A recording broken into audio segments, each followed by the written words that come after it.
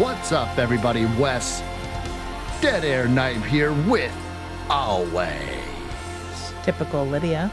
Today's show, we're going to be doing the 2025 Gothic, romantic, science fiction, horror classic, Frankenstein.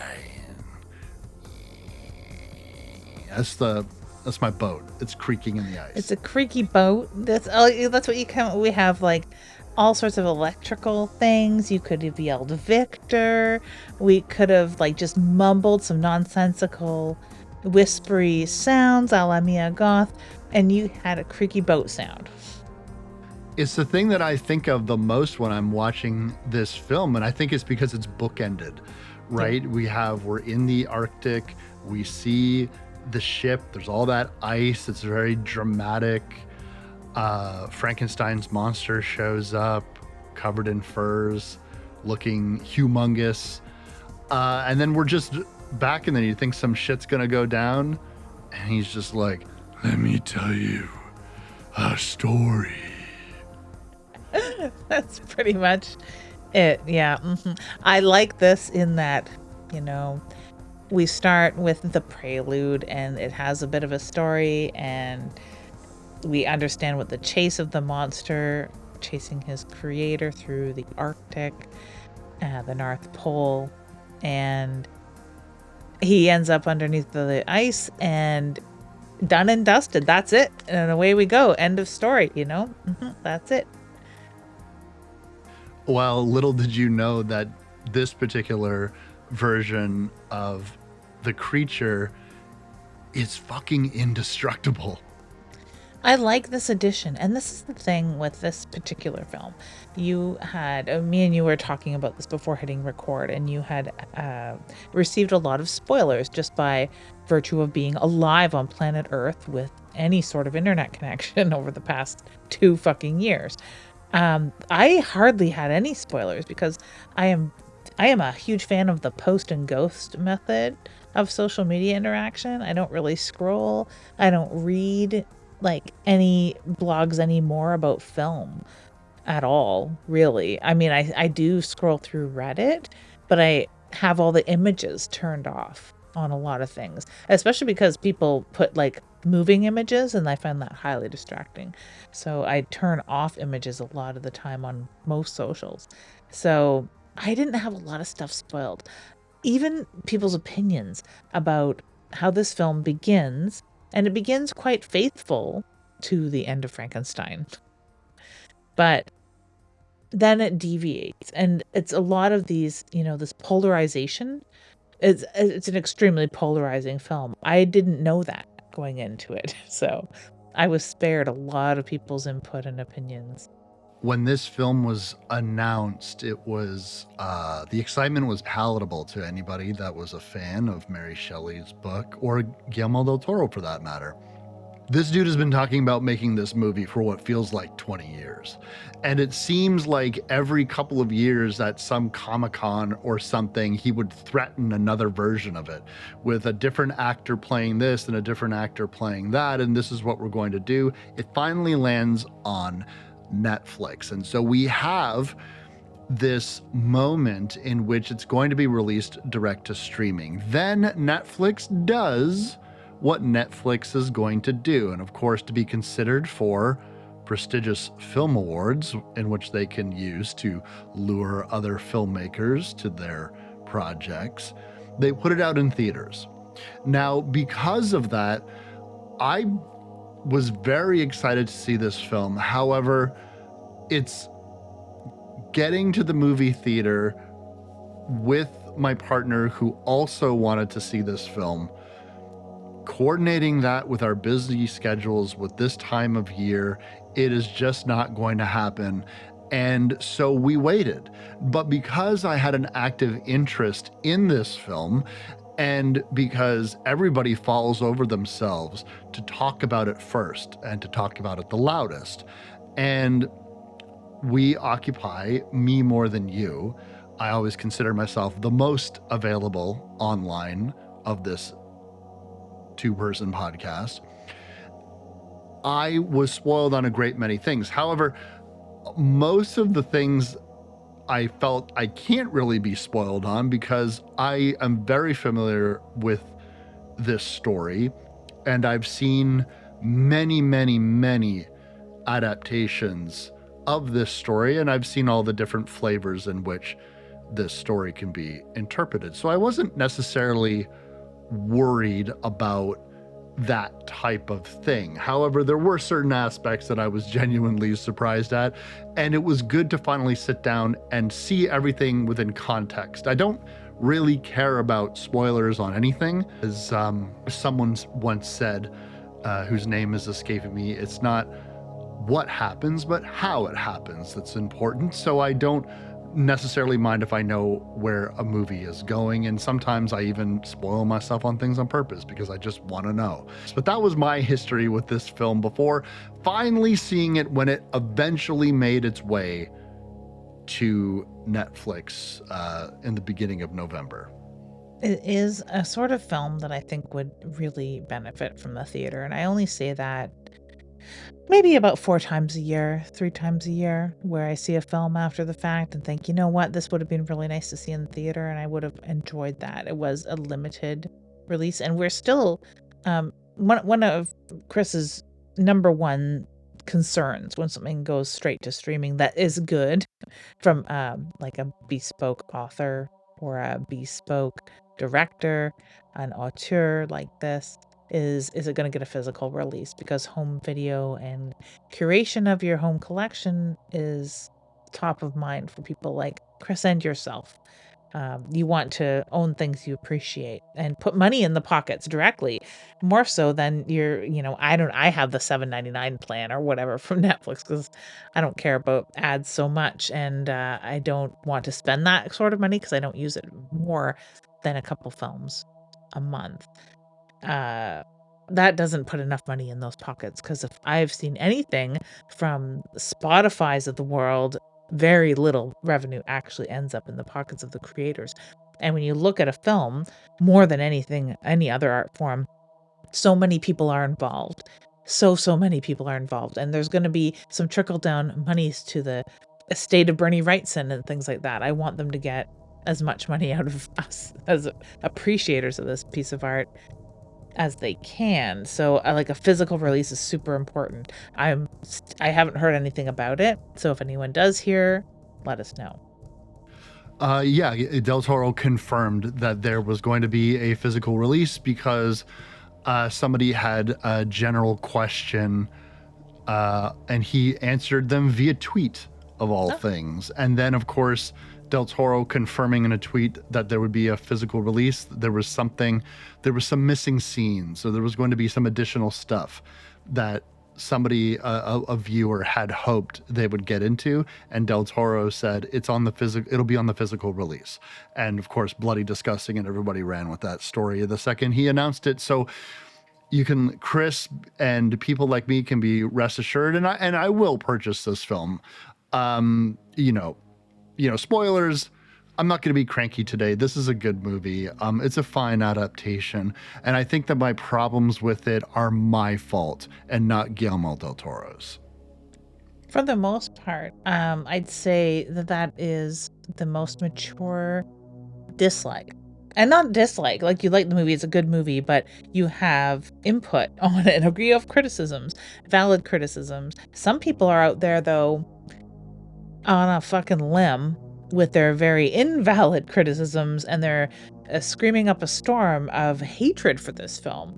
Even a lot of people who you would suspect would enjoy it, at least for the fact that it is a competent film and it's a very artistic film. No, they dislike it. And there's a lot of people I've heard the opinions of, and I was surprised that they didn't like it. The dislike for this film is quite surprising to me. Sure, there's going to be people that don't like specific things, like the dislike of Crimson Peak was kind of surprising to me, but it was a little more muted, a little more subtle. If someone didn't like Crimson Peak, they just simply didn't like it or didn't get it or it wasn't scary enough or whatever.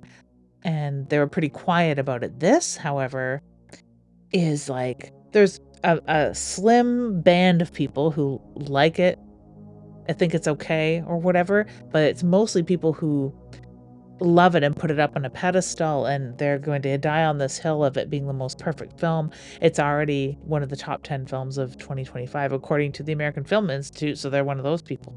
And then people who hate it and are railing against it and will probably unfriend me on Facebook because I do like it.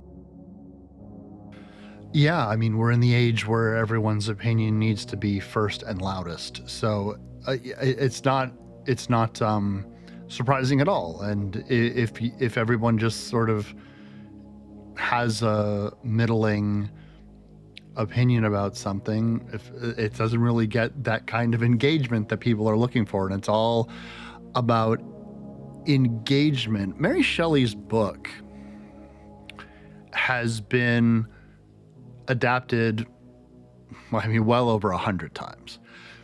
And there are some extremely bizarre versions of this story that really the only similarity is the fact that somebody named Frankenstein creates something out of something else that was dead. And how they go about that is super varied. And what the creature ends up looking like, where they go, what time period it takes place in. There's all kinds of different takes on this adaptation, but there was never really something that could be considered the ultimate adaptation. And I think that there are some contenders. The Hallmark miniseries, from 20 odd years ago or something like that, that's very accurate. The Mary Shelley's Frankenstein from 1994 from Del Toro, a lot of people cite that as accurate. My first encounter with the actual literary source of this story was on a first season episode of Wishbone all those years Oh, ago. that's So adorable. so I knew, as Dr. Frankenstein, played by a sweet little dog, I knew about the ship and the Arctic and the instantaneous rejection, seemingly for no reason, of the creature. Like, I knew all of that from Wishbone. So if anyone here is mad about this being an inaccurate adaptation of Mary Shelley's book, which it is, let's be clear, they get some things right, but a lot of it's fucking bafflingly weird. But go watch Wishbone. First season of Wishbone. I can't remember the name of the episode, but it was their Halloween episode. So you can watch Wishbone, and it's very accurate. It's a good condensed version of the film over the course of 22 minutes, because they had to contend with commercials.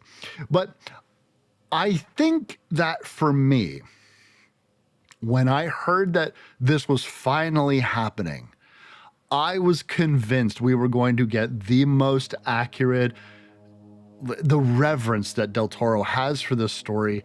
I just assumed. And when I saw the trailers, I was like, here we go. This is going to be the most accurate, quite apart from the fact that I saw like Frankenstein's monster throwing people around like a superhero. I was like, well, we got to make it a little bit interesting or whatnot. And so I came to this film with some preconceived notions, and I tried to, once I watched the movie, take it for what it was, as Del Toro's personal exploration of the story that he very much loves. And he's going to do what he always does, which is insert a great deal of himself. He's an auteur director, and that's kind of what they're supposed to do.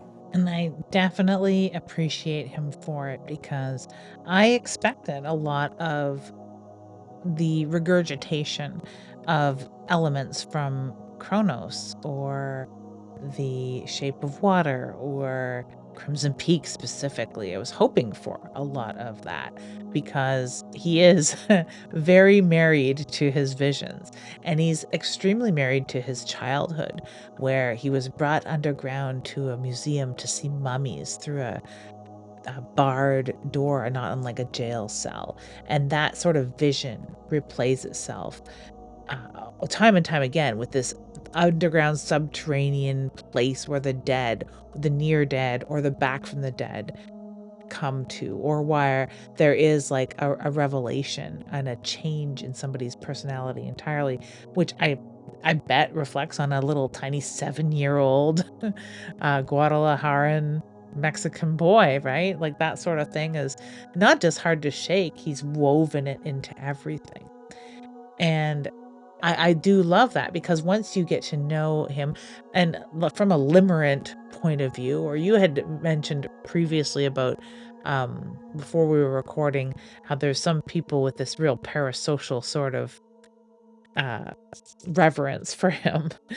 um there's a difference, I think, between a limerent or parasocial appreciation of somebody who is famous, like he is, or someone who is studied, because you can read a lot of his interviews and things like that and get quite a lot about his life, because not because he is like more interesting than any other person, but because he repeats the same things over and over. So you read 3 different interviews with Del Toro, there's certain motifs and experiences of his that are repeated over and over. So you get to know him whether you like it or not, because he reiterates these exact same things like a tattoo, and like a mantra, even more so. So they're reflected in his artwork. So I fully expected to see a lot of what I saw. Didn't throw me for a loop. What I did not expect is having a portion of it filmed in my hometown, North Bay, Ontario, which was super neat. The husky dog, not all the husky dogs. There's a lot of the husky dogs seen on a soundstage, obviously, but when they're on the dog sled out in a desolate lake, that is where I grew up. And just like that, a little bit more myth and magic comes to the beautiful calendar in North Bay, Ontario, Mhm. where again, it's like a fantasy land. I just love hearing about North Bay. It is like a fantasy land, and, there's times when I was ice fishing on that self-same lake where they were filming this dog sled scene, and there's nothing quite like that weird, misty, out in the middle of the lake at, like, 5 a.m. before it's light out, and you can't see the shore, and you are literally in a white abyss, a cold, shitty tundra of nothing, and you are ultimately utterly alone. And it's a creepy feeling. Second only to the creepier feeling of being out there in the afternoon in March on the lake and hearing all of the cracking and pressure cracking of the whole lake thawing and freezing slightly. So all you can hear are these big pings and cracks all around you. It's very creepy. That is some haunting and yet beautiful imagery. Yet, I must say, fuck all that, Lydia. Fuck it all to hell. What is this movie even about, anyways? This movie is, I'm not going to talk about what Frankenstein is about. There's stacks and stacks of scholarly articles about what Frankenstein is about.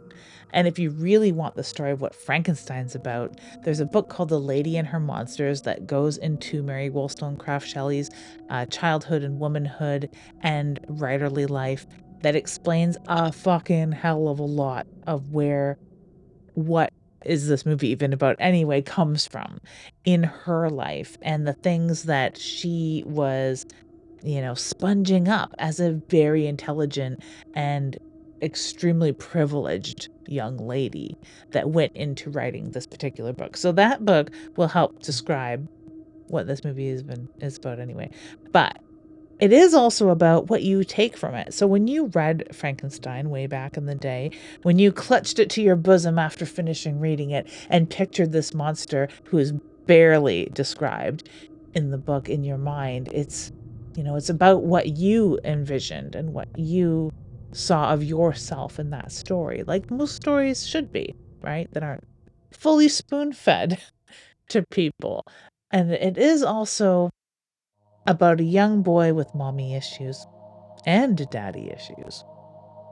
Yeah, he's got issues to spare. And I'm glad that you settled on that, because this is something that I find fascinating about watching Del Toro effectively go to therapy about everything and anything that surrounded his life as he was growing up. And it seems as though with each iteration of the films that he makes, these themes and motifs over and over again, he never quite excises those demons, does he? Because it seems as though he just can't get past this. Or perhaps it really is fascinating because we could start with the mommy and daddy issues that are present in Mary Shelley's book, they're non-existent.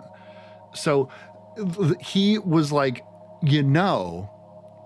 instead of this loving, doting father, what if we get this guy being a real hard ass? Which I also will come to this film's defense, because one of the criticisms I heard about this film before I even watched it was how they had significantly altered the relationship between Frankenstein and his father, and I was like, yes, to a point, but it's such a small portion of this film. I just feel like people who don't want to like something get bogged down in insignificant details, and that's where I oftentimes get frustrated with people who don't like something, where you have the right feelings but you have the wrong facts. You're focusing on something that you can't that you can articulate clumsily, and the things that you can't articulate about why you don't like something, you just ignore it. It doesn't like it's such an insignificant thing. And also, like, him as the result of his father and the death of his mother, he becomes this insanely amoral version of Frankenstein. I would also point to the fact that this is nothing new. Like, we've done evil, amoral Victor Frankenstein. Most significantly, go watch 1957's Curse of Frankenstein. Go watch Peter Cushing play that character. He's fucking horrible in that movie. And like, to the point in which Oscar Isaac's version of this character is just more cowardly in kind of a funny way, where he won't take responsibility for like literally anything he does. Even as a child, because you could cut out all of the cranky daddy bits out of the beginning and just start with his mother having a hard time and dying, and then like the funeral, and just go on from there, and it would just really paint him as someone with a lot of simmering anger for no reason. Kind of.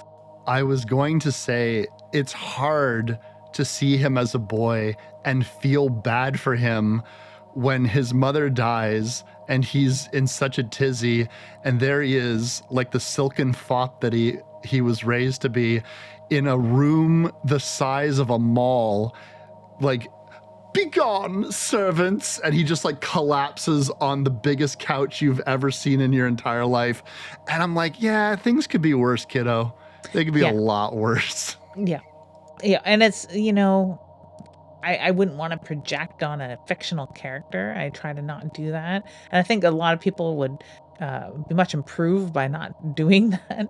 But yeah, it's hard to feel sorry for him. And then later on, he's mooning over his little Lord Fauntleroy brother, who seems to get everything because he didn't know the tragedy of loss like he did. And it is just so Byronic. But that is that character in a nutshell. He is just Lord Byron, Renaissance romanticism cusp creature who is just all heart, all tempest in a teacup, all angry and all love, right? Or whatever.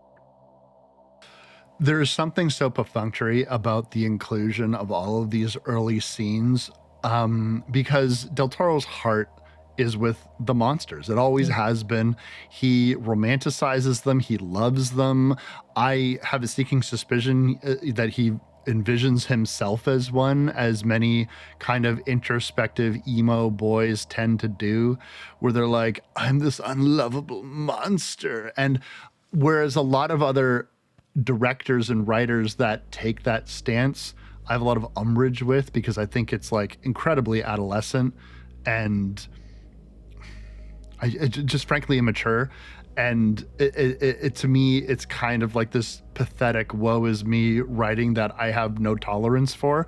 But for Del Toro, I definitely give that guy a lot of wiggle room, because it seems to be coming from, if not a self-indulgent place, but an also sincere place. Like, I don't think he's doing it to say, look how sad I am. I think he is trying to reach other people that might feel that way, as opposed to something just, this is the only way I know how to interpret these monsters, is as me, because I'm a monster, because I'm sad, because, I don't know, a girl didn't talk to me when I wanted her to. But, like, sorry, that's just always been my take, and not much will ever change my opinion on that. But when we open this story, it's very literary. And we are going to get our prelude, and we are going to get our backstory about the Frankenstein family, successful men of medicine and science and rationality. And but weirdly also peppering in, we're not as rich as you might think. They have servants.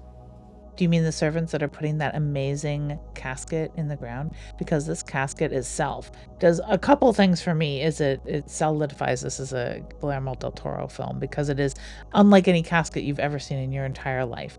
And it also clued me in on the second viewing that the mother of Victor Frankenstein is played by Mia Goth as well as Elizabeth later on.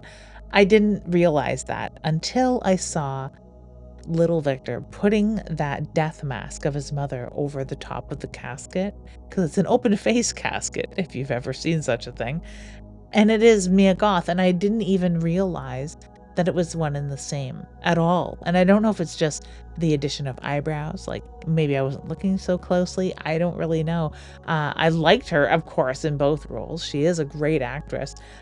There were some things about Elizabeth, though, that didn't sit well. We'll get to that when we get to Elizabeth.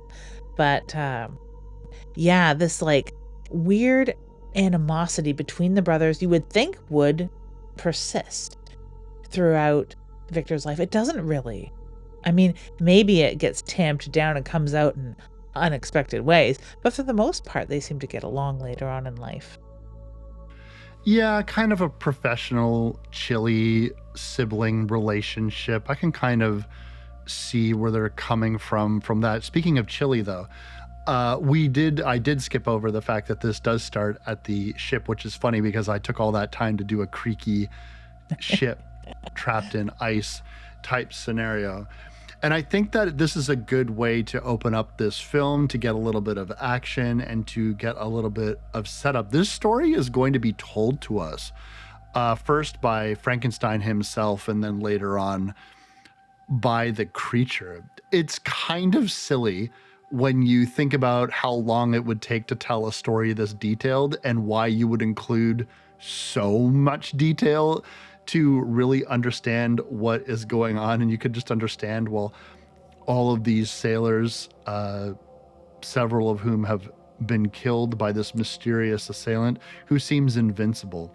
But our creature makes his appearance once they find Victor out in the cold. This is an aspect of the book that I really always love. There's two aspects of the story that I really love that haven't really been adapted in a way that I really, really enjoyed. And this film does both quite well. One is later with the creature and the family. Yeah. I really like that. That's always been my favorite part of the book. So that's really cool. But then also the chase through the Arctic is something that I've always really liked. There are modifications and they jump around a little bit, but it's important to know that this is all coming from different perspectives. And so right now, as we exist, we will tell this story from Victor's perspective. And so everything from the relationship to his mother, to the type of relationship he had with his father, this is all going to be very biased. And I would wonder if there could be a secret third perspective from his brother, perhaps, because this is a person who would have a really fucked up relationship with their brother, who as they become adults becomes even more fucked up as Victor seeks to take yet one more thing from him unsuccessfully. But still, even the fact that he would attempt it to, and all under the guise of this kind of dramatic, selfish, yet poetic type toxic guy who just is really self-indulgent and selfish. I have to say that Victor would blame everything on his brother as well. But it would be an interesting perspective, but we would miss huge swaths because I don't think his brother fully understood like all of his medical advancements and how really interesting and how very Dr. Muter it really was. So it would just be like, yeah, my eccentric brother who lives in London or whatever. We would miss so much subtext as to his motivations for his later insanity, or just, yeah, he's got this benefactor. Like, that's just the plain story of it all. I don't think he would have understood how much Mia's uncle, like how sick and twisted he was and how driven he was and the reasons for him being so driven. Like, he would have lost all that subtext, unfortunately. And then he would have finally understood the sorrow that he didn't experience as a child, having his mother torn from him. Yeah. The jump to Victor as a young man is pretty dramatic because we have the setting up of his life mired by tragedy. His parents both died. He is an adult orphan. But now we see him confident and orating to a room full of doctors about his ambitions as a surgeon. He followed in his father's footsteps, but he wants to become even more experimental, stretching the boundaries even further of science and life. And of course, for I suppose as a person whose doting mother passed away, and he probably fantasized a lot about whether or not you could stop people you love from dying. I suppose that's the ambition to do this. It's not really articulated, only the sense that this is like the great evil that humans must conquer. And he has found the way through simple electricity and harvesting organs. and we have like some really fun puppetry, which I enjoyed immensely in this sequence. I really did like this because it does draw on so much fact. And I glean a lot of what I know about this time period from The Lady and Her Monsters, the book that I mentioned previously by Roseanne Montillo, incidentally. And just how that race for the defying of death was playing out in the mid 1800s, and like the mystery of electricity. People were doing things like, quite famously, euthanizing elephants with direct current, and all sorts of other fun things like making frogs twitch, making people's limbs twitch. And there was a lot more live cadaver stuff going on. So it was like, it seems so very realistic on one hand. And on the other hand, it's got that super gory, horror, fantastical nature of this fully flayed human being coming to life.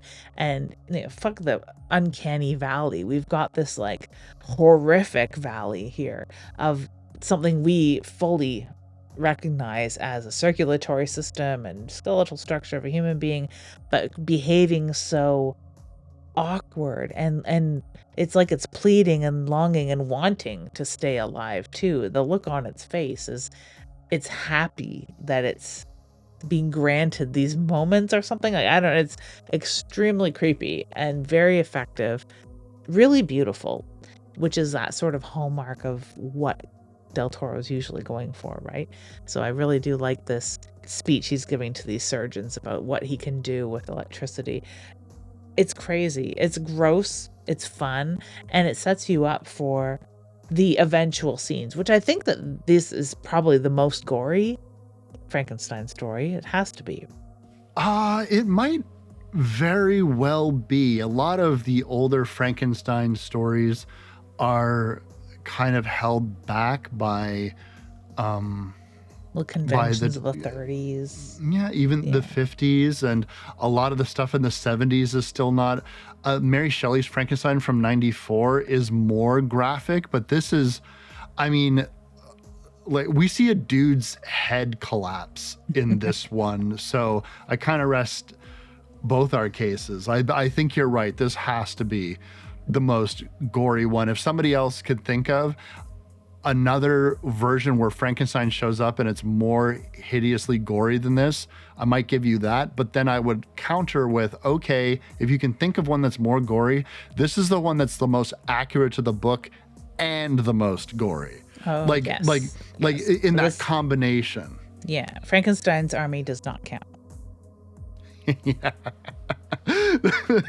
No, it doesn't. And I mean to say most accurate to the book in combination with being gory. Not that this is the most accurate to the book ever made. I really think that a lot of those scenes that we bookend this film with, and like you said, it's very literary how they go from like chapter to chapter, basically, or book to book, with people's stories. But they really set up that beginning scene on the boat, I think, to appease a lot of the people who are just clamoring at the door, wanting this to be a mirror image of the original novel, right? But this, we spend a lot of time establishing Victor as a capable, intelligent, experimental, if not a little bit mad science kind of a surgeon at this point. It's easy to be on his side as he's facing off against this disciplinary tribunal as well, Mhm. who are accusing him of sacrilege. And it's like, it's easy to be on his side because he's so confident. And also, he's talking to a bunch of doctors who exist before germ theory. So so it's almost as if like listening to somebody argue to a bunch of people about one day mankind will fly via machine, and they're like, you're out of your mind, God did not intend this. And so it becomes ridiculous. And so in that moment you kind of neglect the fact that he clearly harvested body parts from somebody to make this person whose existence seems horrific. If this thing has any type of sentience, which seems like it might, at least Mm. on a very rudimentary level, this is still effectively a prototype. Could you imagine you awaken now with a conscience and you are one arm, torso with a head and no skin, and some motherfucker is like, catch this. Look at his motor functions. Anyway, enough with you. Back to the unknown. And so it's got to be ridiculous. And this gets him nowhere because he is effectively talking to a bunch of very religious brick walls. And this is a sacrilege. And this has always been a major theme in Mary Shelley's book and most other versions of Frankenstein. Humans were made by God, air quotes, and so therefore humans attempting to recreate God's work is sacrilegious. And the arrogance of that shall be punished. But not everyone thinks this is a bad idea. And that's where Elizabeth's uncle comes in. And he's about to fund this guy's research indefinitely. You are going to get super science clockwork technology that I guess exists, and they're going to be able to fund all of this stuff and see the vision of your research because he believes in this project.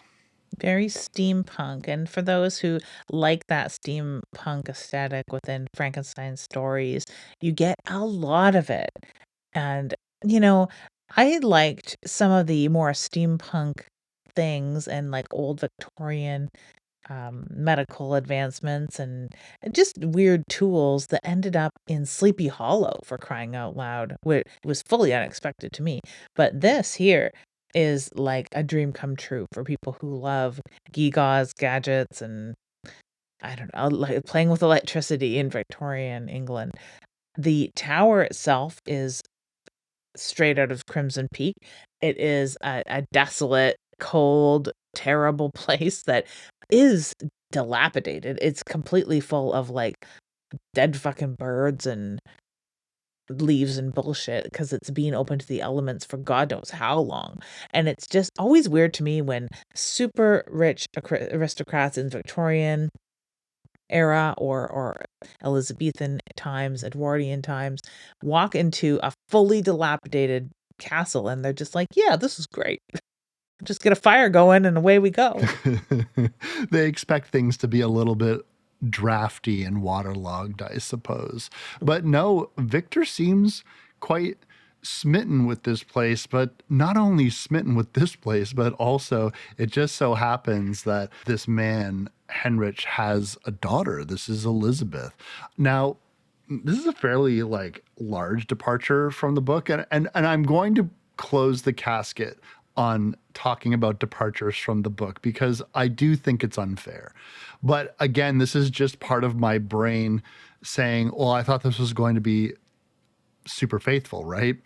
But again, this is something that in the story he was already engaged to Elizabeth. This time, the twist, Lids, is that it just so happens in this humongous conflation of circumstances that Elizabeth is engaged to young William, Victor's own brother. Go figure. You need a little drama. I mean, it's not dramatic enough, right? Because we do away entirely with the sacrilege angle. This really isn't a story about that after that tribunal. This is about Victor's struggle. It's really a focus on Victor's struggle more so than even the monster's life necessarily. We get more into that for sure. And we do get some really lovely storytelling later on about the monster if you're here for the monster. But if you're here for the monster, you gotta take a seat because we're gonna focus on Victor and his unrequited love and his mother's doppelganger, maybe even his nightmares. Um, yeah, that's what this movie's gonna dwell on for like an hour because like I would be silly to not mention the 2.5 hour runtime of this film. We're not going to talk here for 2.5 hours today about this film. Sometimes our shows do mirror the runtime of the films we talk about, but not here today. And I'm not complaining about the length, but as I said, if you're waiting to hear more about the monster, you're going to have to wait quite a while because we've got dinner conversation to have. Yeah, and the preoccupation with milk. The weird thing about the servants and Victor and their family, so many servants. There's one motherfucker in that room. His only job is holding the milk. And every time Victor takes a sip of milk, this motherfucker shows up and just pours.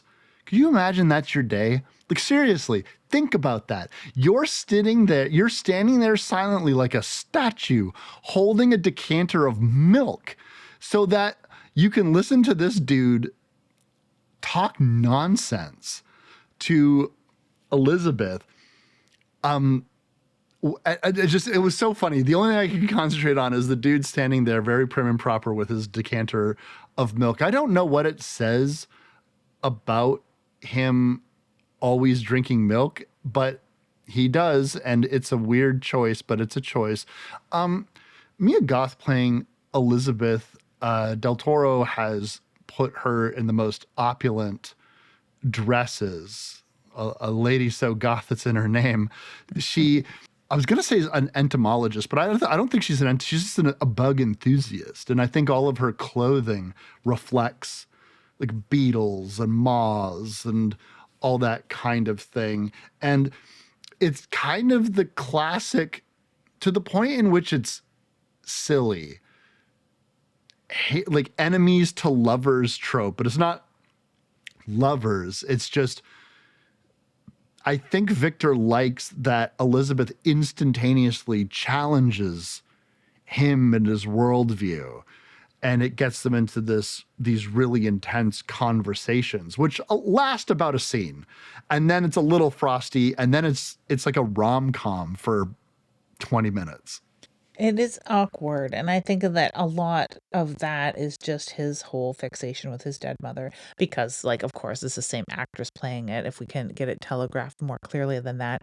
The weird, whispery way she talks, and I know that Mia Goth has an understated presence in a lot of her roles, and I appreciate it, and I like it. I like her in basically everything I've ever seen, except this, really, because I can't understand a fucking word she's saying, but it doesn't even matter at the end of the day, and that's the sad part, is that, like, what she's actually saying doesn't really matter. Her actions, you can glean a lot by her actions, and her acting here is amazing because her body language is doing all the fucking talking, especially when she is a little more straight-spined and adversarial when dealing with Victor. And I think it is like totally a mothering thing where if your upstart young child is coming at you with this weird science, you're going to try and set him straight with a little bit of fact.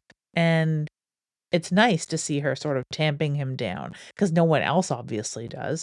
And it plays nicely with his fixation on drinking milk, very um weaned too early, so to speak, where, yeah, he has this fixation on mother's milk, and it's just a neat dynamic, and of course he falls for that, of course he does, because she has taken on a role immediately of maybe caretaker to him to a certain extent, when nobody else does. Everyone else just lets him run wild, obviously, but yeah, I do like their dynamic quite a bit.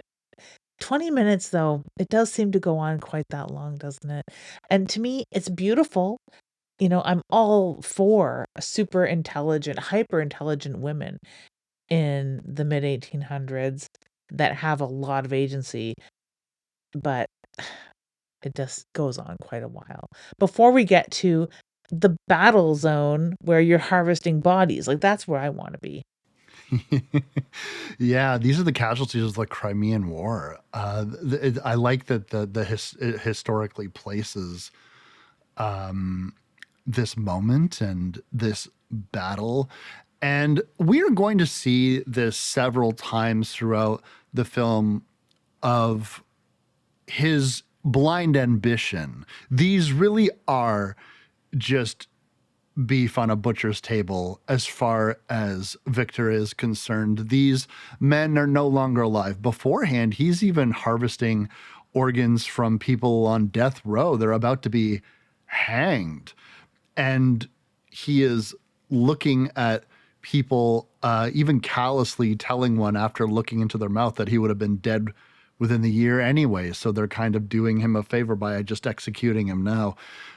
He's very much interested in just harvesting parts. There is this laundry list of items, like you had said, steampunk-esque items that are getting collected. And the last thing that Victor really needs is the body parts. There is something that I really enjoy about going back to his laboratory and seeing this creature being built kind of in a fetal position with its back open and its skin spread apart on hooks and wire. And it just looks very aesthetic. And, Del Toro knows how to shoot a movie.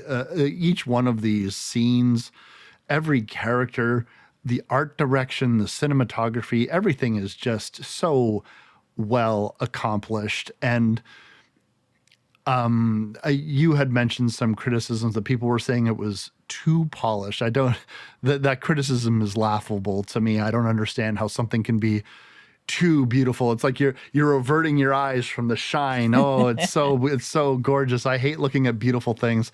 Perhaps it's like a sunset. You don't look directly at it, but all of this stuff very much works for me. And even the weird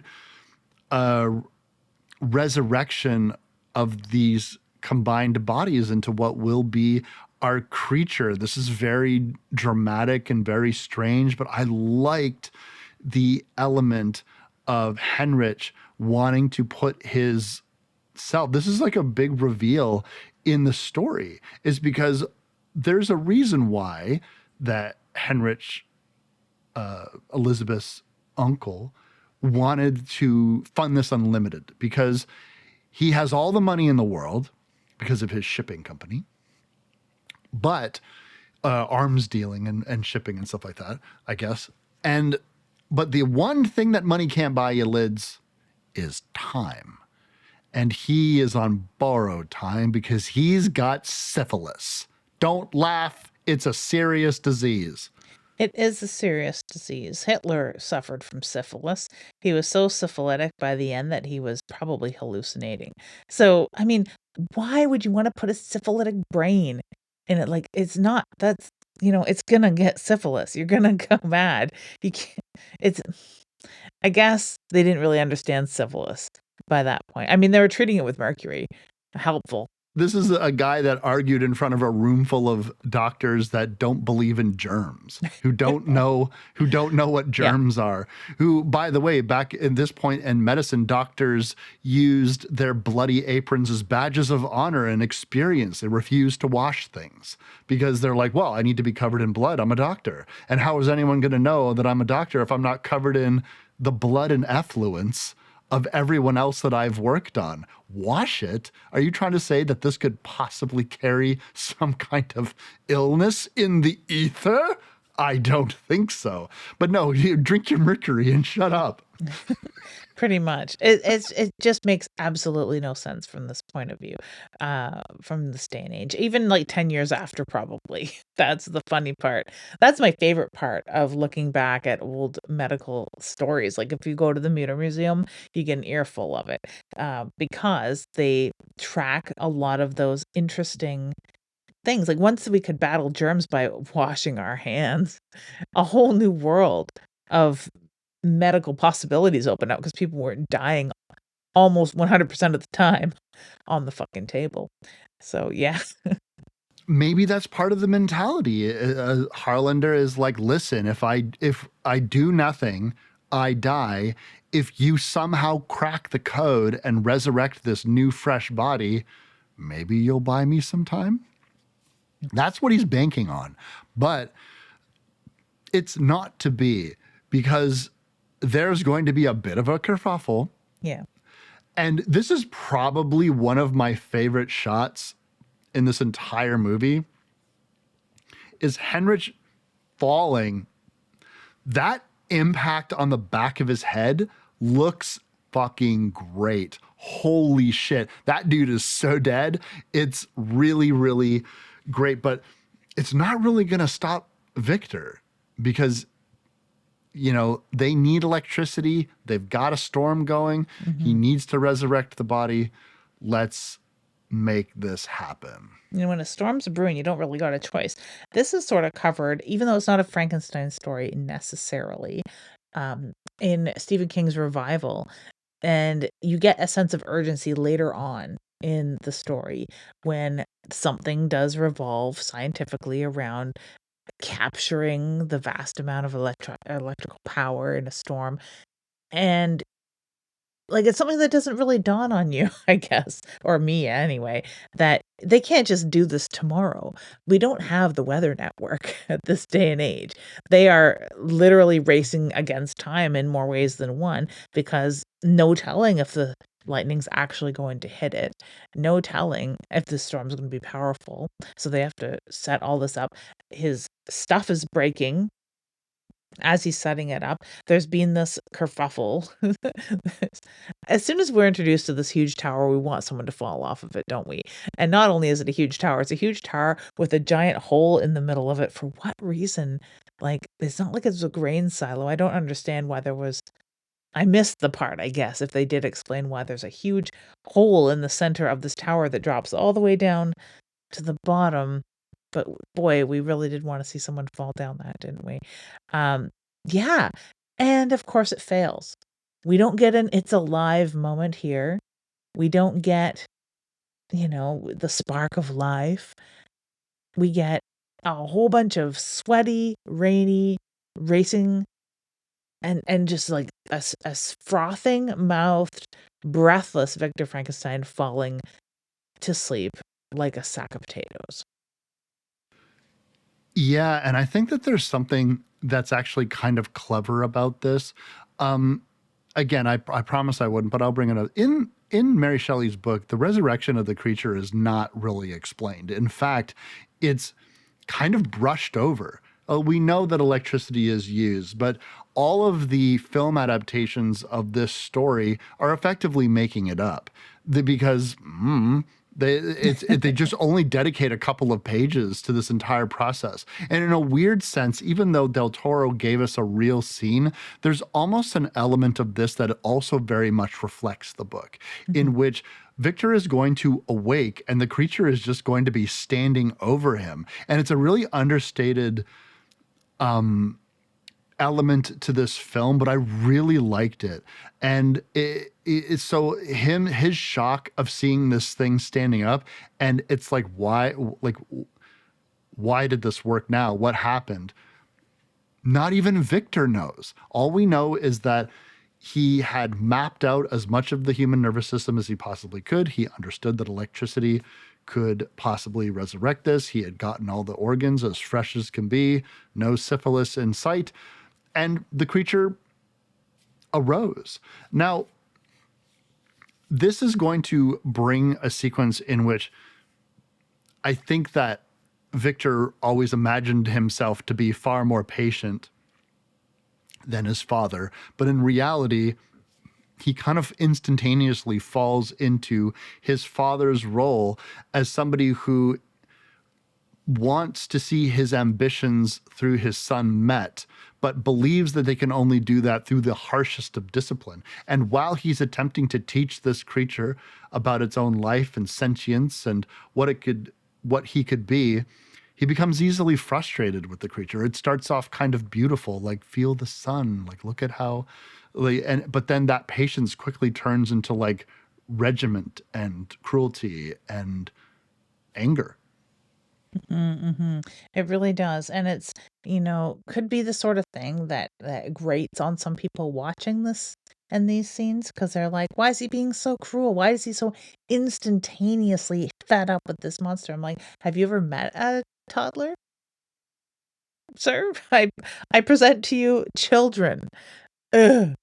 I mean, I don't think he foresaw that. I thought that he thought, I'm putting a mature brain in this. It's gonna maybe carry over some, a universal pool of fucking behaviors and consciousness here. Maybe I won't have to start at zero, but he kind of does, sort of. And I think that is instantly annoying to him. Uh, that it doesn't seem to be learning a heck of a lot, and it's like finding its feet, so to speak, for like I don't know how long. That's the one thing about these scenes where his brother does come back with his wife in tow and they encounter this monster. I don't know how much time he has spent with this creature in chains in the basement, though, by this point, because he does get fed up. He chains it in the basement. And I don't know. Is he spending time? Is he waiting for it to just die at this point? I don't know how much time has elapsed here. That is something that I'm really glad that you brought up because there's several moments in this film in which it's not entirely clear how much time has passed. Um, you get the sense, or at least I did, that just based on how long it would take to travel to places in general Hmm. and how remote this area is and the level of frustration, I would assume that it's been weeks, if not months.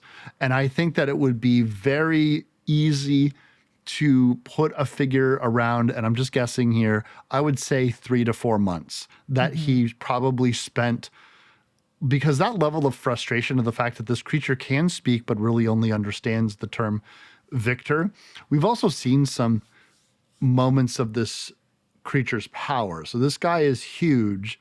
He's very fit and in shape, mind you. Thank you very much. And strong, and he can be patient, and he's curious, and he wants to learn. You can tell, but also with Victor's frustration, so too does the creature become frustrated with Victor. The timing couldn't be worse because, as you said, William and Elizabeth do show up, and they have a very fair question about where's Elizabeth's uncle. Well, he had to leave suddenly, and this like turns into the tangled web of lies, and you find that Victor, it's almost as if for a time he might have forgotten that he had gotten Harlander killed. But at this point, he is going to concoct a story for William about why the creature is going to be chained up. And this is because of the fact that the creature, in his rage and fit, killed Harlander. And so Victor is trying to keep him chained up to teach him and how to use and to like how to make him kind of more functional or more of a success story. Meanwhile, Elizabeth is just going right down there and I don't know, fucking love at first sight, I guess. Jeez. I mean, he's very in shape. He is. I mean, I'm not a Jacob Elordi fan. I didn't recognize this person. I am very much looking forward to the train wreck that will be Wuthering Heights, starring this man. I, I'm a Wuthering Heights fan, so I'm just assuming that it won't be good. And there's things about it that already look sort of like too modernized for my tastes. But Chris had recognized him from the Mortuary Tales, where he plays a womanizing man who gets everything. The tables get turned on him. I won't spoil that particular story, but it's fantastic. We've been spoiling that story daily every time we talk about this movie. This bit in the mortuary um, collection film gets mentioned. Really solid. If you like anthology horror, Mortuary Collection's really great, and he's in that. It's the only thing that I would have ever seen him in, because looking at his repertoire, there's nothing in there that I've ever seen.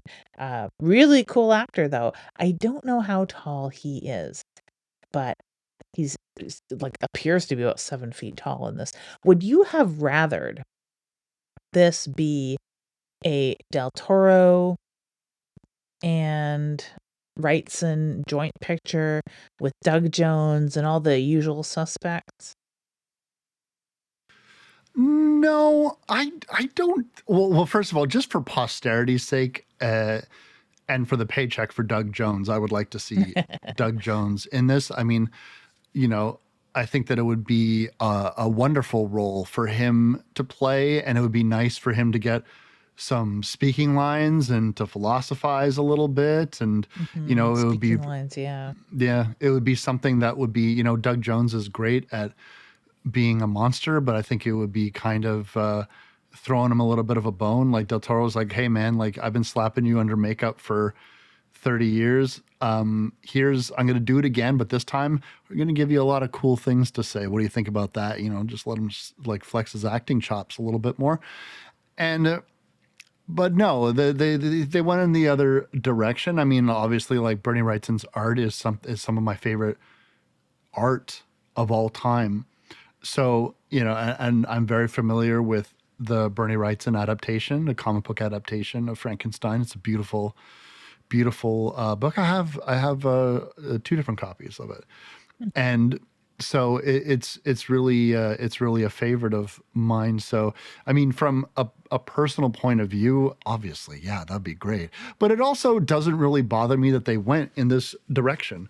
Mhm. And I like, as you say in the book, the creature's skin of yellow, lips of black, like hair black, like it's really a bare bones description. I think for a lot of people, and for a lot of people in the course of cinema, like the creature is Jack Pierce's makeup, right? And it Yeah. is Boris Karloff. And anytime that things don't look like that, you're like, well, that's a weird interpretation of it. When they forget that, in 1931, that was a far out there adaptation where people are like, huh, well, that's very interesting. But also, it's important to remember that more people have seen these movies than they will ever have read Mary Shelley's book. So it Yeah. doesn't really matter. But I think, like, what is interesting here with these moments with Elizabeth and the creature in this basement,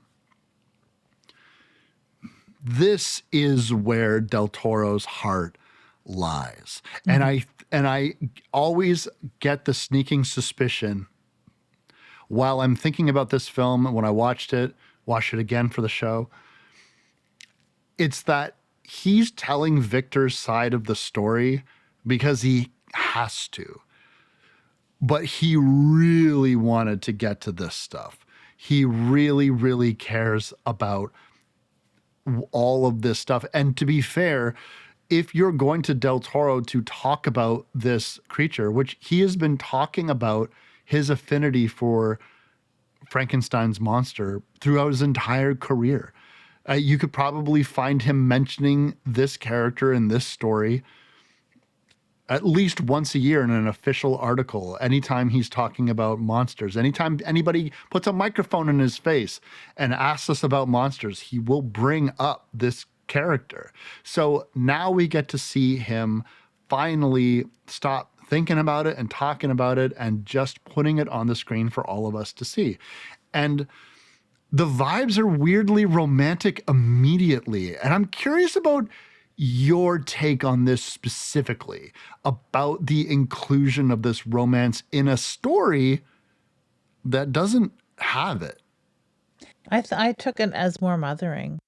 She teaches him her name because that's what a mother would do, and that's just that same thread that went from the beginning of her seeing this out of control little boy in Victor Frankenstein. She sees this other quite, well, not actually out of control, but to what you can see of a gigantic man stitched up from pieces of dead bodies, chained in a basement, out of control, uh, to be soothing and gentle and motherly. I didn't take it as a romantic sort of thing, but I don't people look for that for whatever reason in all media these days, and it's frankly strange to me to call any iota of this romantic, because there are many different styles of love.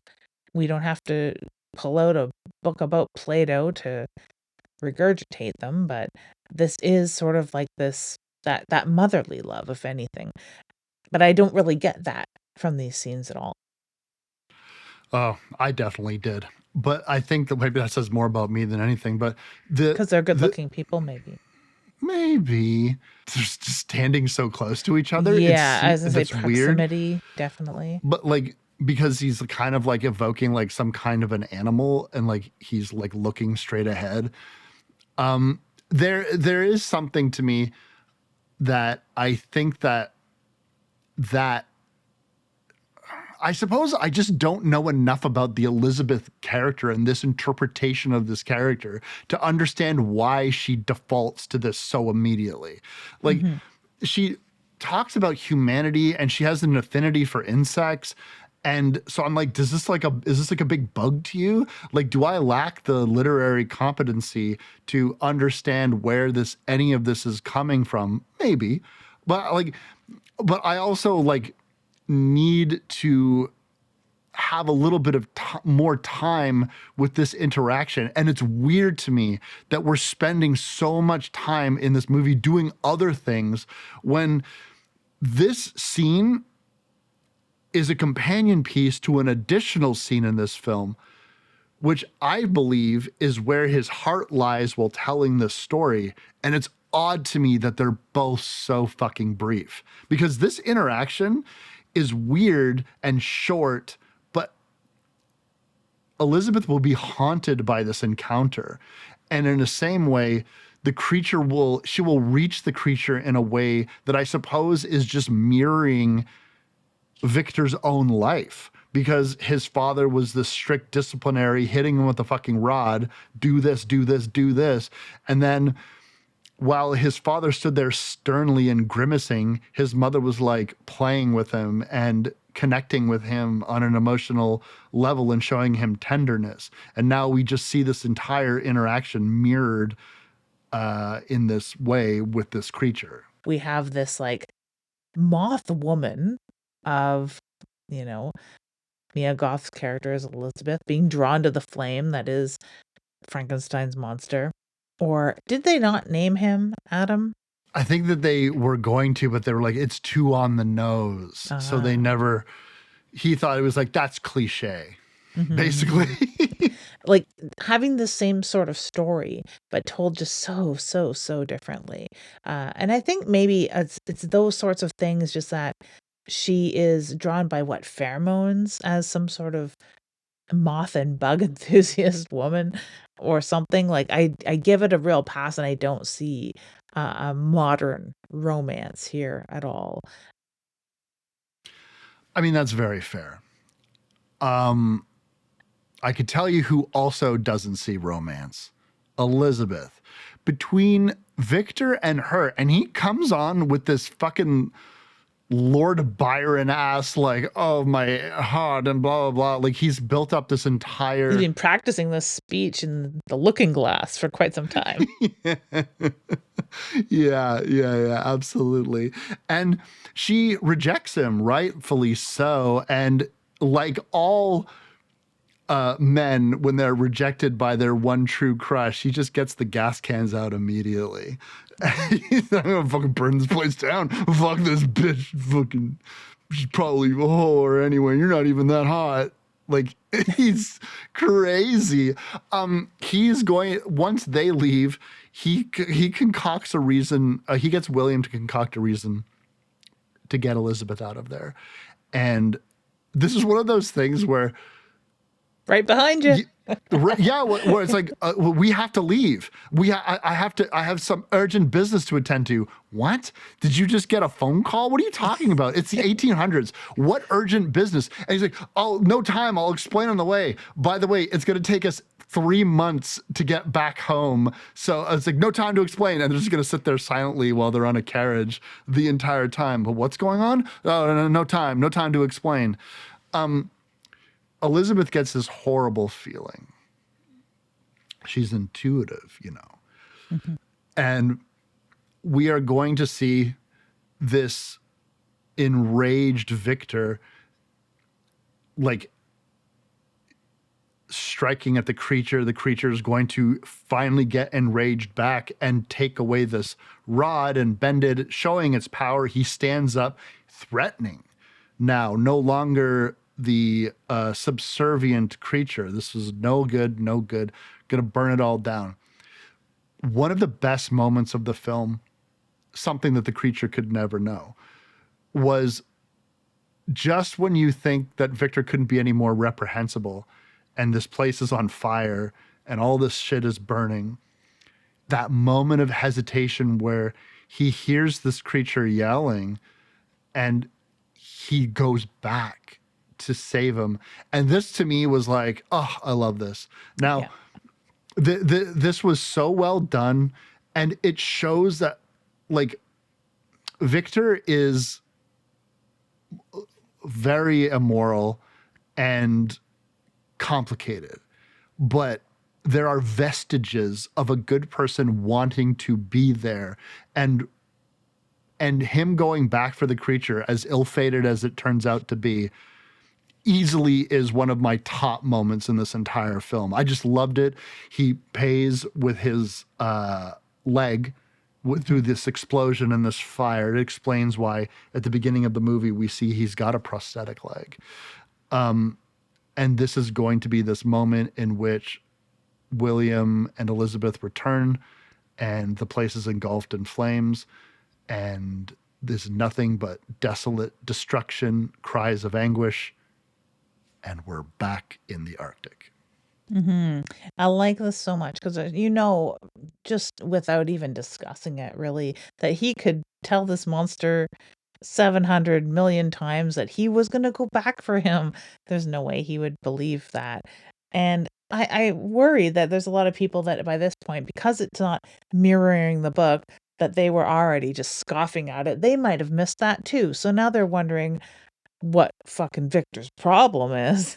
If they would have blinked and missed that moment of really good acting where we, see the remorse and regret on his face, and hearing their voice, their name spoken by their creation, which is just that magical thing, right? You blink and you miss it again. But yeah, back in the Arctic where the creature's on the boat. He's just like, yeah, yeah, you want to hear my fucking point of view now? I like that they do separate this into sections. And I do agree with you that it would just be weird hearing this big long story. Like, is he acting it out and shit from his near deathbed on this ship? Like, is he telling him in this much detail? Or I guess we're transported into his mind's eye, although we do get other people's points of view. Makes no sense. But I'm not going to nitpick it because we're where Del Toro wants us to be, right? We Yeah. are going to take that water chute and escape this fiery prison. We are going to spend untold years trudging across the countryside in a feral and destitute disposition because of his hideous nature, right? And that's the one thing that I do think it does well from the book is that whether we could see what the monster looks like or not, because we do have some full frontal by this point, of course, like it's no secret what the monster looks like. They kind of set it up at the very beginning scenes, like we're gonna only get glimpses of the monster, but that only lasts all of 10 minutes. Um, People do, and he understands that people do react to him with revulsion and fear. And so it's going to bring us to his own story. And I think that this is really where the film is quite strong, in my Mm. opinion. And I really think that, like I said, this is where Del Toro's heart lies. Like really seriously and honestly. And I think that if you are unfamiliar with the book, this is a really good version to get a good glimpse at like my favorite portion of this story. It's always been my favorite portion of the story. I think this is so well done. This farmhouse, this family, this is really cool stuff, and I dig it. I dig all of it. I don't have any complaints whatsoever.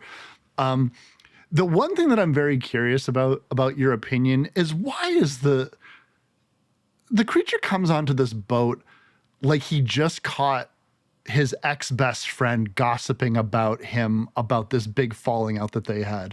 Why do you think that the creature feels so compelled? Like, let me tell you my side of the story, as if this ship captain, in a weird way, is some kind of arbiter.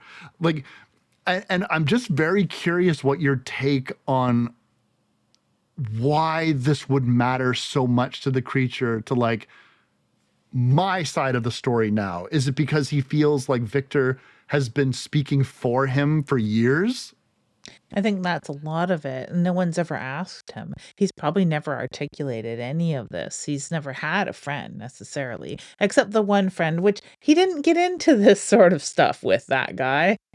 They didn't talk about his past. I don't think he's ever told his side of the story.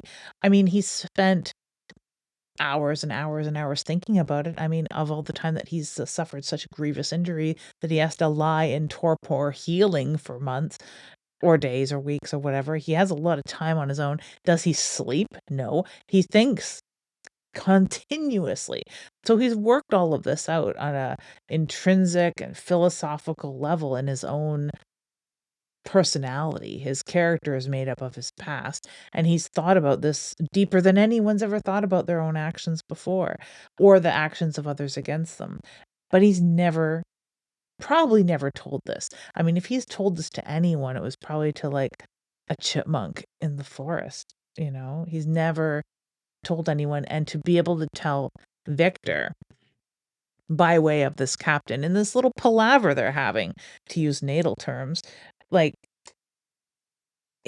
yeah, he needs to do this, not only to supersede what Victor has told as the monster's story, but to really tell the monster's story once and for all. And probably for the first time, I really suspect that's the big drive.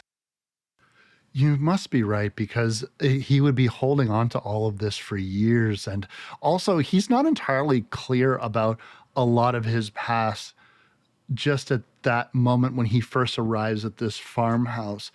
and he is going to become the spirit of the forest. It's this really kind of folksy, romantic take on this guy who is guarding this family, for lack of a better term, who he seems to have fallen for by looking at how they demonstrate their own family kinships, focused around this elderly grandfather who happens to be blind. This character pops up in all kinds of film adaptations of this work. This is easily one of the best ones, and this goes into the creature learning human language by observation and learning about philosophy. One of the things that like is so lost on so many adaptations is the how philosophical this creature becomes, how like introspective and just really artsy that this creature becomes. And it seems as though when Mary Shelley was writing this character, she imagined that this creature would become like an artist, like an aristocrat, an artist, somebody to their fullest potential. It never seemed to dawn on her that it would remains kind of like a slovenly, monstrous, inarticulate creature, much like humans out of the primordial soup. We elevated itself, and through access to literature and our culture, it would just mirror us in that and kind of learn to kind of lament its own existence. When you find that philosophy and religion holds no real answers to this mortality. But the creature in this adaptation, which I find fucking fascinating and really spoke to my emo ass heart, is my favorite thing about immortal characters.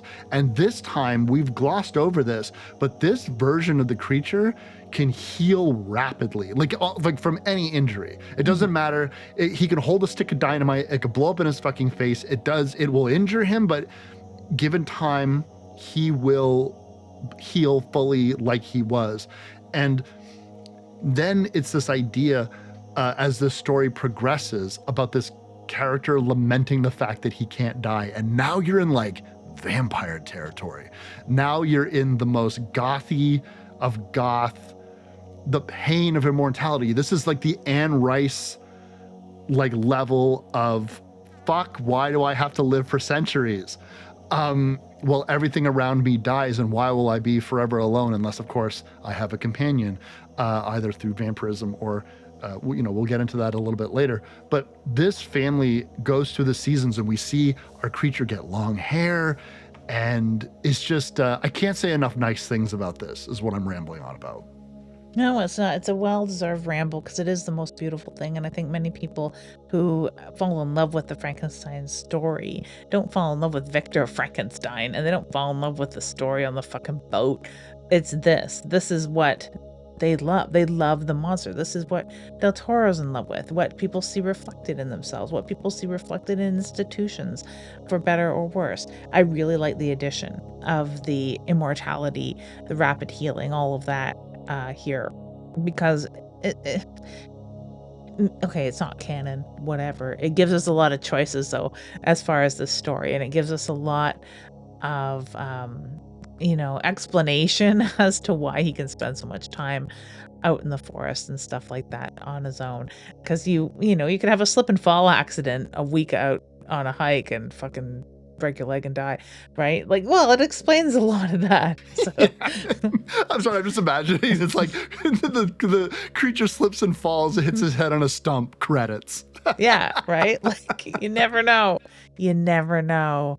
And they, he doesn't know. He's a babe in the woods, for lack of a better term. And I really do like this whole like him mending fences and stuff, helping this family out, because it is like the cusp of medieval times.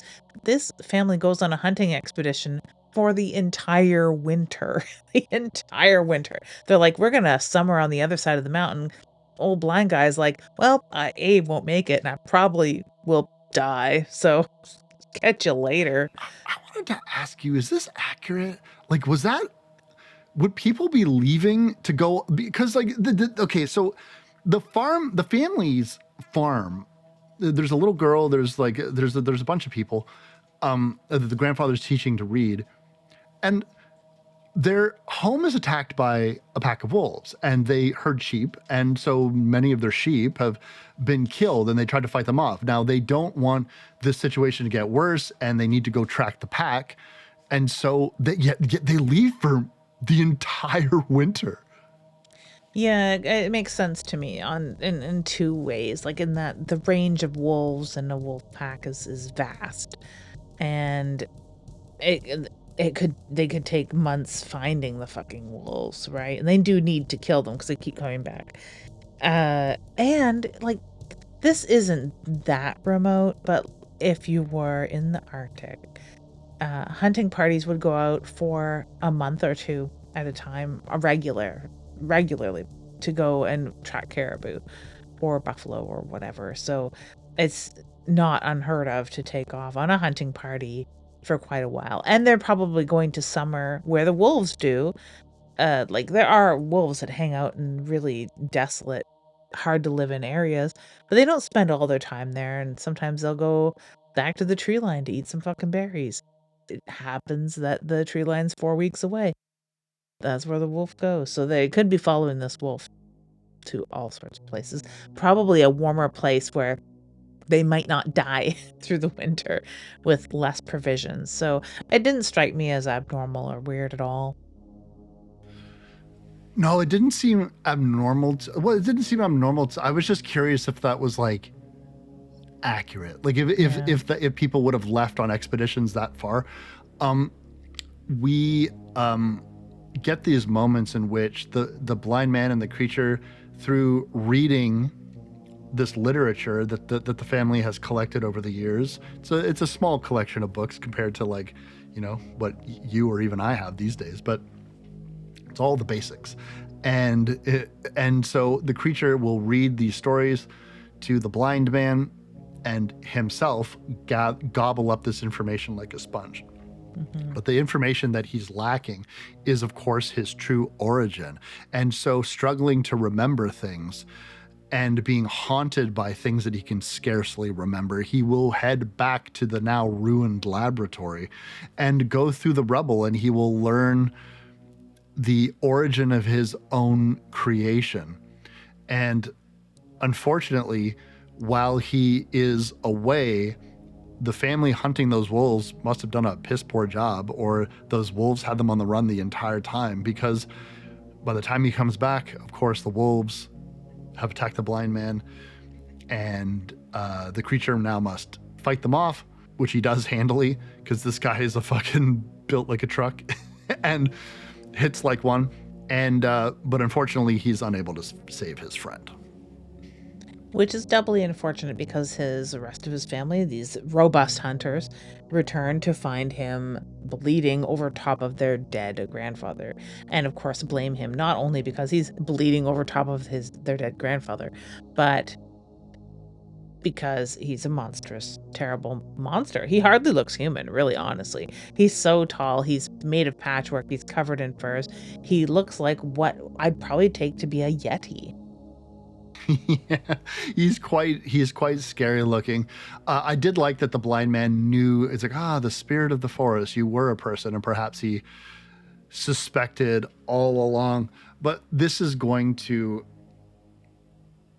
get the creature into the headspace, because by the way, the hunters are going to shoot him, and perhaps he is learning the truth of his origin, learning all that he has about life. He's just really prepared to die. Fine, whatever, I will get shot. And he does, and he thinks that he dies, but of course, in a few moments or a few hours or however long it is, he resurrects and understands that he is doomed to this existence of loneliness and pain for eternity.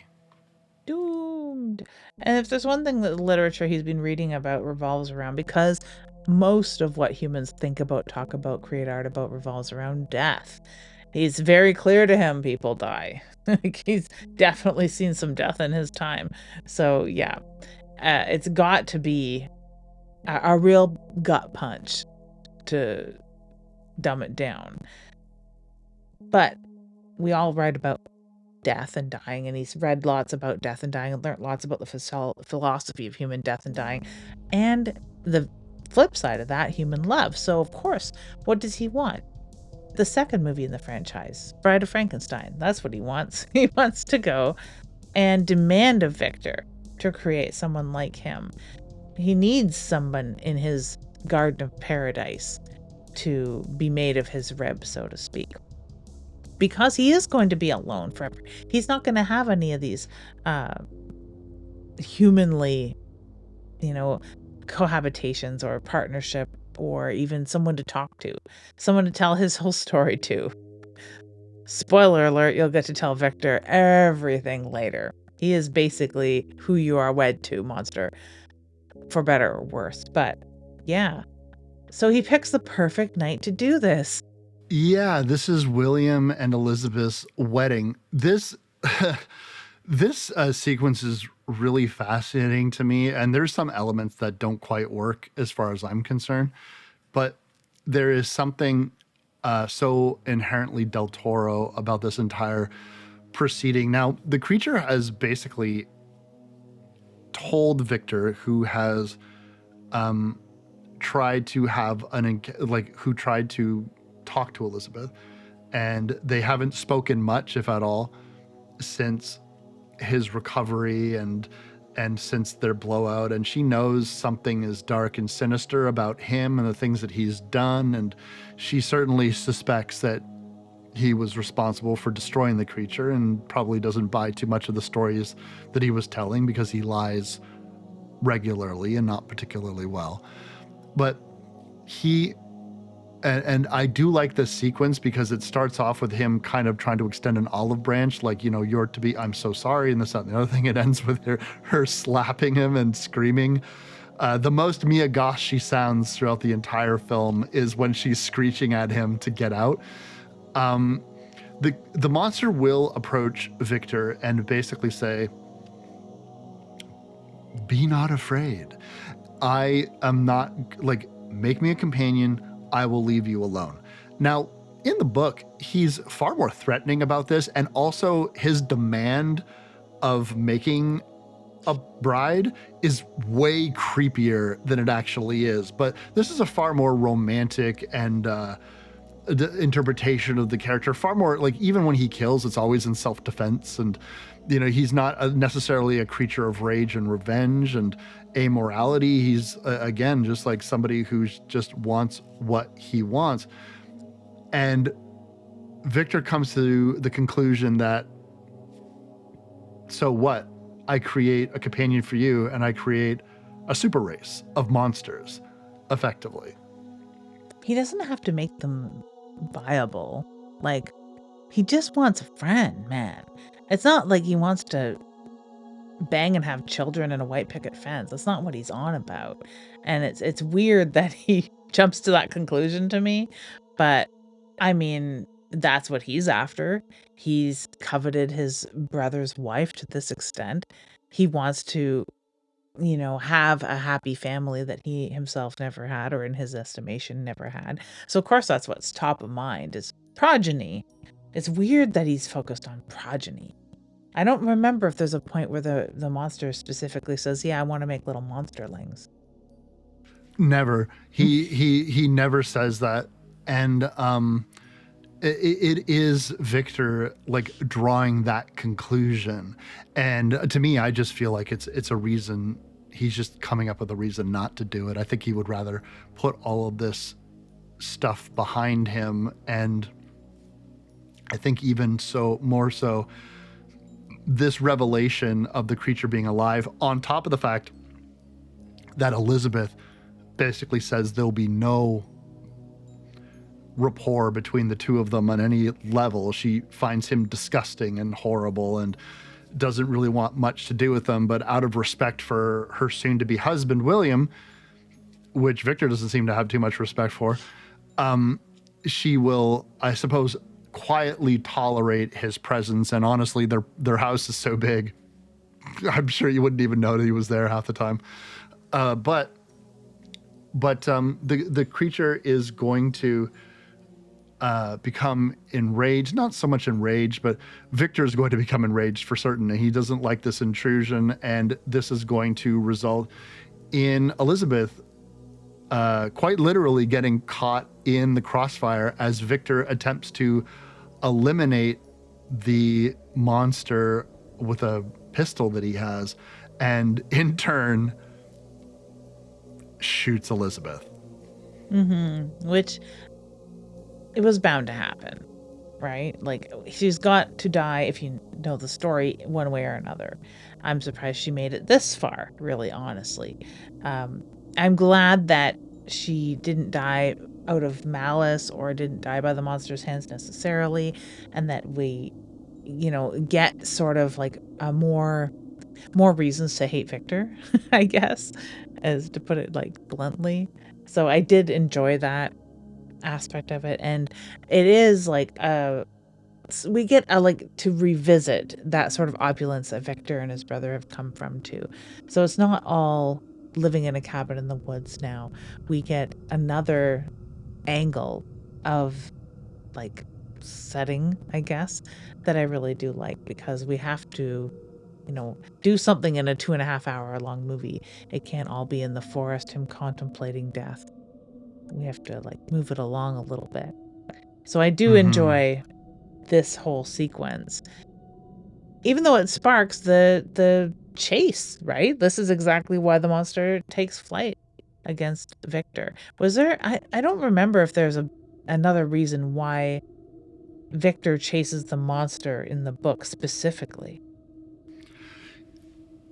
In the book, the Victor, so the creature threatens to kill Elizabeth and his friend or his brother. No, it was his friend, his friend slash lab partner. If like he didn't specifically say that he was going to kill these people, but he was going to take revenge on him if he didn't create this bride. Frankenstein then creates the bride, but never brings her to life because he has that thought in the book about that he was going to create like this new race, like the Nephilim kind of thing. Like it was going to be like these half angel, like human supermen who were going to like basically eradicate human life. The creature, good on his word, kills his lab friend. Was it Henry? And then kills Elizabeth on their wedding night, and then killing Frankenstein, discovering Elizabeth murdered by the creature on his wedding night, sets off the final chase, which brings them to the Antarctic. So this is very similar. It's just twisted a little bit because in this sequence, William enters the room like lying like a rug, like instantaneously. Victor is just like, the creature shot her. I tried to stop him, and everyone's like going after the creature, but in the kerfuffle, William falls. He brutally hits his head on the corner of some molding as part of the wall, and you see like the blood and everything like that. Cracks his head. He dies. He calls Victor, "You are the monster." It's on the nose, but Del Toro, as I've said before, I can't remember if I said it in the episode or before we were recording. Del Toro is very much like a director, a filmmaker that does not want to be misinterpreted. He will tell you exactly what he's feeling, exactly why he makes the scenes the way he does. He loves to philosophize and pontificate about the films that he makes. He is not one of those like David Lynch will be like, you figure it out. But Del Toro is, oh, let me tell you exactly what I mean here. I mean, Crimson Peak, like people criticize this film, calling it like the Netflixification. Like everyone's looking at their phone, no one's watching the movie. That's how come they're spelling out the dialogue. He does it in Crimson Peak. Like when no one was talking about that, this is just how Del Toro writes his scenes and directs his scenes. He wants it to be very clear to the audience, like you had pointed out, like he's introducing these fictional stories and these styles of stories to children. So, Like, he so doesn't want you to lose the archetype, and he's approaching it as if you've never heard all of the things he probably knows you've heard and where his inspirations lie. Yeah. Yeah, it's like he just wants to make sure everything's on the same level. This sets off this chase. It doesn't seem to hold as much water to me. Like, and I don't want the monster to be villainous. I don't want the monster to throw a little girl in the water. I don't want the monster to have a murderous bone in his body, because he really doesn't. It's all self-preservation, really. I I just want this chase to mean more. He didn't give a crap about his brother usually, so he can't be too sore about that death. I mean, yes, Elizabeth, but he fucking killed her. So he's chasing her to reinforce his own lie to whom his brother's dead. So that just did strike me as a real reason to go across Hell's Half Acre, or a frozen Hell's Half Acre, after this creature. To what? Destroy it? It can't die. Like, I just wasn't sure about what his goal was. I think that if I were to look at it from the perspective of Victor as narcissist, he would, which he is, he would say to people and the public that the creature murdered Elizabeth and my brother. Half truths. In reality, he absolutely killed Elizabeth. The creature did, in self-defense, kill William, who believed that the creature had killed Elizabeth in cold blood. But as far as Victor would be concerned as a character, this is all the creature's fault. The creature showed up out of nowhere, uninvited, made unreasonable demands of me, and when I said no, he flew off the handle, and I tried to fix my mistake by killing this creature, and Elizabeth got in the way. But if the creature never showed up to that wedding, none of this would have happened. Therefore, it's the creature's fault. Therefore, I want revenge. I will not take responsibility for any of my actions, which he doesn't. And he will then delude himself by fixating on this notion that it is all the creature's fault. So that is my way of saying how, instead of trying to reinforce the lie to others, he's doubling down on it for himself to justify everything that he has done. That's my armchair therapist take on it. No, it makes a lot more sense now, because up until now, even though I really do like this movie a lot, I was just like, why didn't you just be like, okay, well, that's that. You can hunt me for the rest of my life and I'll probably die at your hands, but I'm not going to the fucking art. It's also because I don't like the cold, right? Maybe that's part of it. Because I'm like, why would someone fucking do that? He goes all Rat River Trapper from his opulent, gorgeous lifestyle of leisure to the Arctic. Yeah. And it's just baffling to me. But without a real reason. Like, he's not avenging his love's death necessarily as much. But when you paint it into that ultra uber narcissistic lens, then that makes sense to me. We enter what is probably, to me, even though I hate the cold, one of the most beautiful things. It's not just because a lot of these scenes with the dog sleds are filmed in my hometown. It is just beautiful, and this is the same reason I like The Thing. The Thing is a beautiful movie in this way, because it's like that isolation and the fear of the cold. That's a whole other level of monstrous to me. So I really like this whole ending sequence.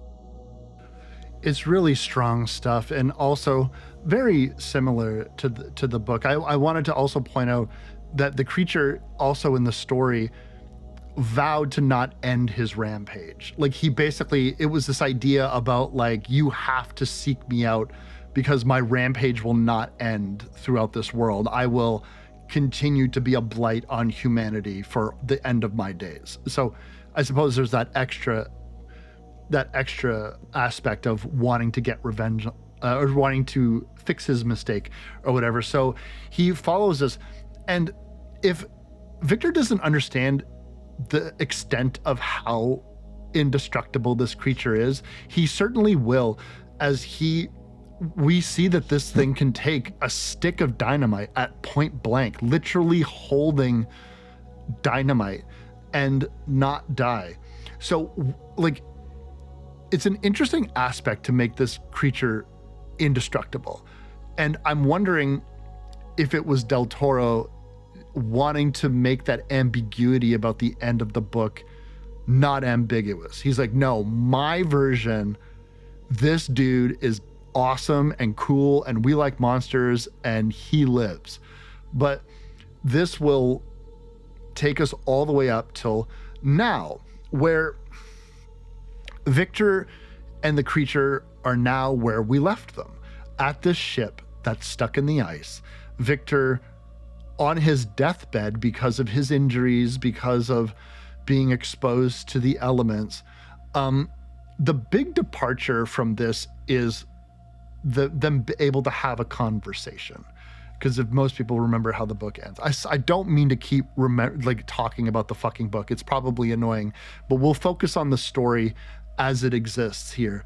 The monster confronts Frankenstein, and they get to hash it out one last time. You know, Victor is able to, for lack of a better term, wholeheartedly apologize. And I think that he was moved after hearing this creature's tale. Which makes a lot of sense. It doesn't do a heck of a lot of good in a way, because they are out in the middle of nowhere. Anything could happen at this point. He could just throw him overboard, really, the monster. And that would be totally acceptable from what we have seen. That would be a fitting end to Victor Frankenstein, I think. And I think that this really does smack a lot of people who have issues with their father, and their fathers are difficult men. And no amount of explanation or apologizing is ever going to make your entire life and everything that they've ruined in it go away. And I really do enjoy that they spend a lot of time here. There's times when you've said in this film where, and me too, like, I wish they would have spent a little more time here. Why did they pull the taffy on this? I like that they spend so much time with the end of Victor here. They do. We kind of glossed over the end of Elizabeth because she doesn't die instantaneously. The creature does kind of like carry her like a bride to this area.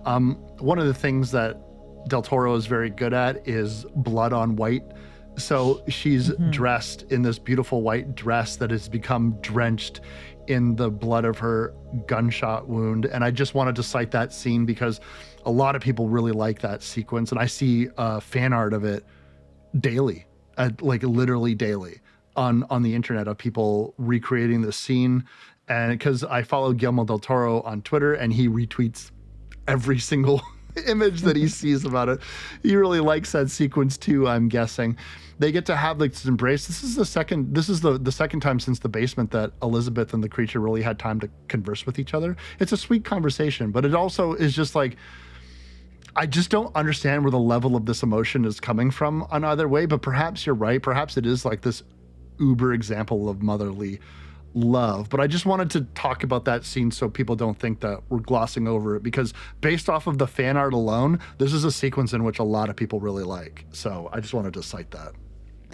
On the flip side of motherly love, we have this very son and father deathbed confession forgiveness scene, which is unbelievably beautiful. We have some Rembrandt lighting here in a lot of like burnt ochres, very different from the lighting that we've been faced with a lot of the beginning and end, the bookending stories of this, which are very cold and blue and teal and gray, where they're inside the ship's cabin, which is usually teak wood and warmer and candlelit as it is. So it's really accurate that way.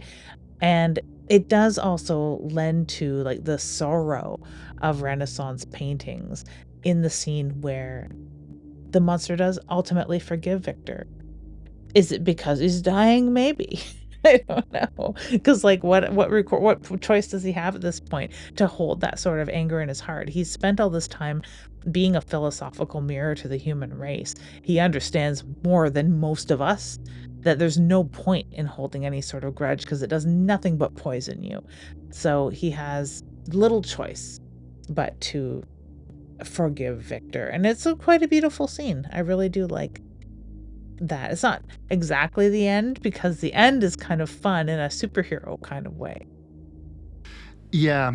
I think about like the creature forgiving Victor, and I'm wondering if it just comes down to the fact that the creature understands that he is effectively immortal, and whether he forgives Victor now or not, or, perhaps in 10, 20, 30, 9 centuries, he will. So he may as well say that he forgives Victor while Victor still has his lifetime left, which is only a few moments. And he doesn't want to be haunted, man. I wouldn't want to be haunted by Victor.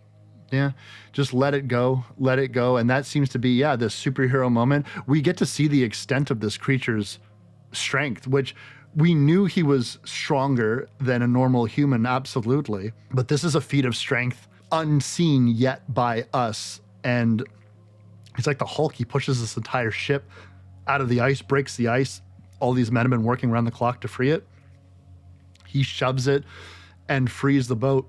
And I suppose the captain, learning the lesson from these two long tales, gives up his pursuit of whatever it is they were after. And they're like, we're going home. And everyone's like, yay. Yeah, none of this North Pole bullshit. I can't help but liken this to the Terror in the Erebus. And I'm like, if only Frankenstein's monster had encountered that expedition. Sure, we wouldn't have Parks Canada's wonderful annual uncovering of artifacts they found from Terror Bay. But if he would have been able to just loosen the Terror in the Erebus, sure, we wouldn't have had Dan Simmons' The Terror as a book. We wouldn't have all the fun history that we have here in Canada about that. But that would have saved them. If only Frankenstein could have pushed the ship out of its ice floe. Oh my God. It's really cool because we do see when they're fighting at the beginning, he like pushes up against the ship or what, like, I think he pushes up against it, and that's what has him slip down under the ice, just to prove another thing that he can live through, being drowned in ice cold water. But he loosens the boat a little bit at that point too, but it's quite superhero-y. It's really gorgeous. He walks off into the sunset, not dissimilar. So I think that this appeases a lot of people who are fans of the novel as well. And I never thought about it in the point of view of that this is Del Toro putting his foot down on the fact that the monster does live forever. I never thought about it in those terms. Probably because I've seen so many pictures of the back page of Frankenstein where people have penciled in, and he said over his shoulder as he faded off into the moonlight, "It's okay that you call me Frankenstein. I don't mind." I was always my interpretation that the creature perished via the elements, but that's always just like put a neat little bow on it. But this is, yeah, Del Toro saying like, no, my creature lives, which is completely fair and valid, and it's interesting, an interesting place to leave it as he's bathing in the sun, like his first moments of Victor were just enjoying that warmth, and then credits, and we're getting out of here. I think that this is a really great exercise into seeing somebody who very, very desperately wanted to tell this story, had been talking about it for years, and then finally got to do it, warts and all. Whether you think this is a 10 out of 10 picture, whether you think this is the greatest Gothic horror of all time, if this is the greatest literary adaptation of Mary Shelley's work of all time, what I love the most is a seemingly sweet dude and a good-ass filmmaker was able to finally close the door on a story that he really wanted to do, and he had the opportunity to do it. And like I said, like mild criticisms aside, this is a beautiful movie. I'm happy that we were able to do it for the show. It is fitting too, because it does take place in that cold, snowy climate. So I do appreciate that. Not so much as Crimson Peak. Crimson Peak is the colder, the snowiest Del Toro picture that there is. Still not Christmassy enough though. I liked this movie more than I thought I would. I'm glad that I didn't listen to a lot of the criticism going in. I've read some of it since because I didn't quite understand what people's opinions are. And hearing other filmmakers who didn't like it, it's just like, well, it's a well-made film. What could you not like about it?